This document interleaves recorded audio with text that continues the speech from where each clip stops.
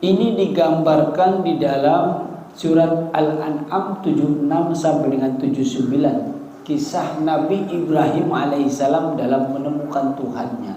Karena dulu ternyata Nabi Ibrahim itu di dalam menemukan Tuhannya itu melalui sebuah kontemplasi yang panjang. Oh, ini Tuhan saya bulan. Tapi ternyata sudah mendekati pagi, tidak mungkin Tuhan itu tenggelam, dia kecewa. Lalu kemudian siang hari, barangkali ini lebih besar Tuhan saya, lebih panas dan lebih terang. Tapi menjelang maghrib dia juga tenggelam begitu saja. Tidak mungkin Tuhan hilang. Maka dari itu pasti ini bukan Tuhan saya. Dan akhirnya kemudian Nabiullah Ibrahim menemukan Tuhan yang sesungguhnya adalah Tuhan yang menciptakan bulan, yang menciptakan langit, yang menciptakan alam semesta. Itu namanya merdeka. Yang kedua dikisahkan lagi dalam surat Al-Baqarah 49. Ketika Nabi Musa alaihissalam dikejar-kejar oleh Raja Fir'aun dan bala tentaranya. Sampai di pinggir laut kebingungan.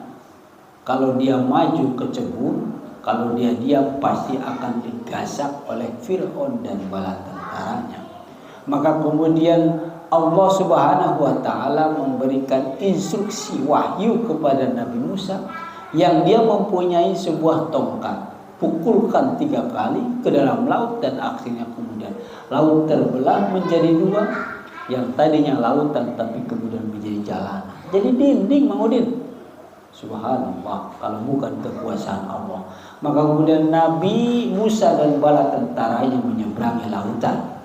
Diikuti kemudian oleh Raja Fir'aun dan bala tentaranya. Sesampai di sana, Nabi Musa dan bala tentaranya, kemudian Allah berfirman ataupun memberikan wahyu, pukulkan lagi, dan akhirnya kemudian laut yang tadinya jadi jalanan terbang jadi satu lagi airnya. Akhirnya kemudian Raja Fir'aun dan bala tentaranya tanpa sisa itu tenggelam di lautan. Makanya lautan itu disebut Lautan Merah. Kenapa Lautan Merah?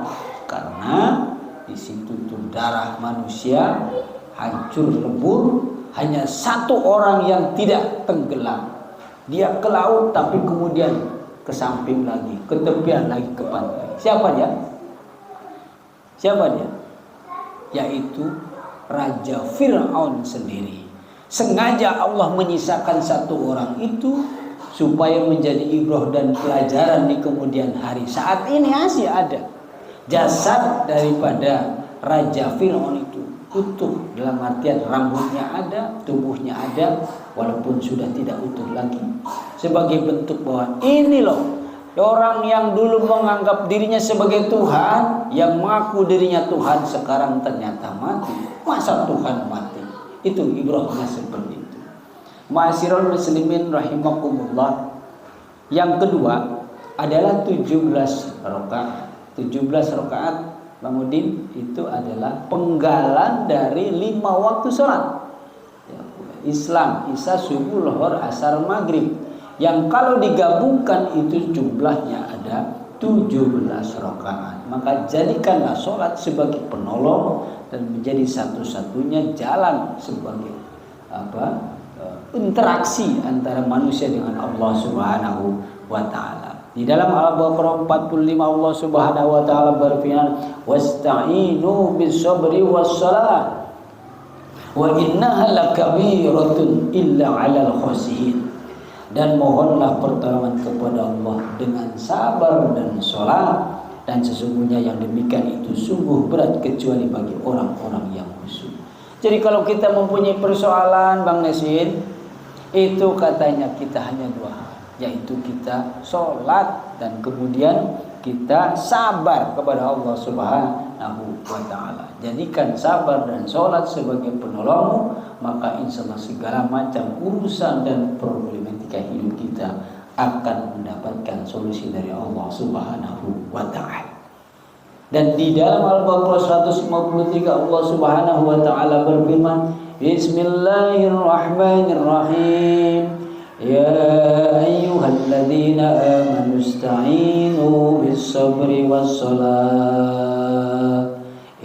innallaha ma'as sabirin. Ya ayyuhalladzina amanu, wahai orang-orang yang beriman, ista'inu, mohonlah kamu kepada Allah Subhanahu wa taala bisabri wassalah, dengan melaksanakan sabar dan salat kepada Allah Subhanahu wa taala.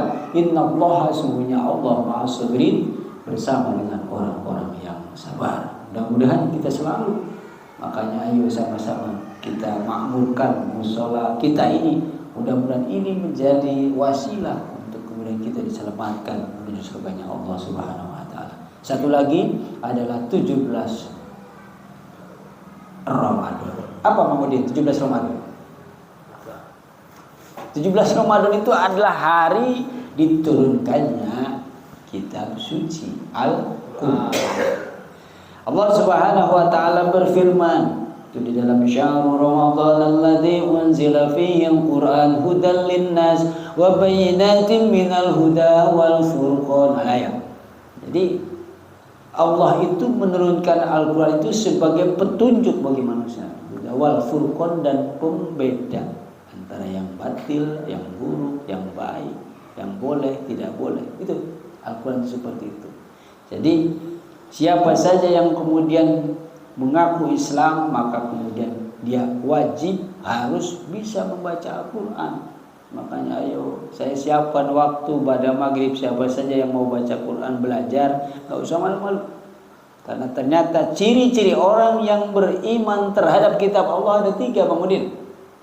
Kita beriman kepada kitab Allah apa tidak? Kitab Allah itu ada 4, yaitu Taurat kepada Musa, Zabur Daud, Isa kepada Injil, Injil kepada Isa, dan kemudian Al-Quran kepada Nabi Muhammad SAW.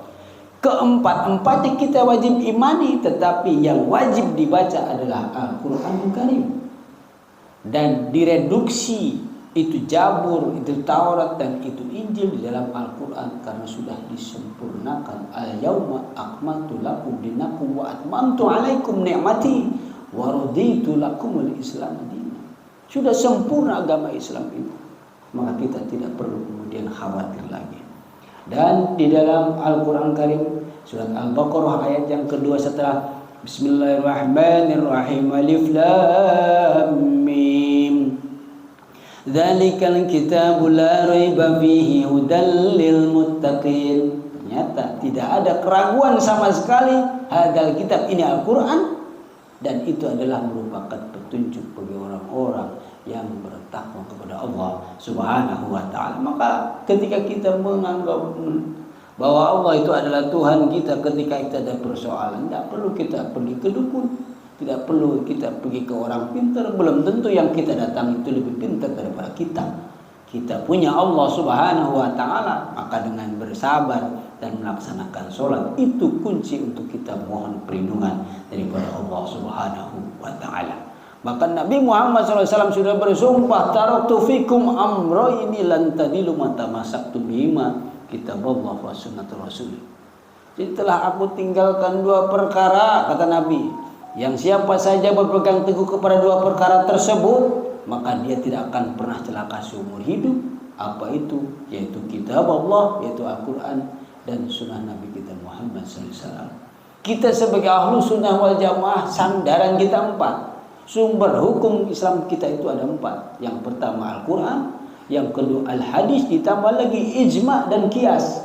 Ijma itu kesepakatan para ulama. Maka di dalam Islam banyak sekali kitab, Riyadhus Shalihin, kitab Majmu, kitab yang dipakai oleh para salafus saleh.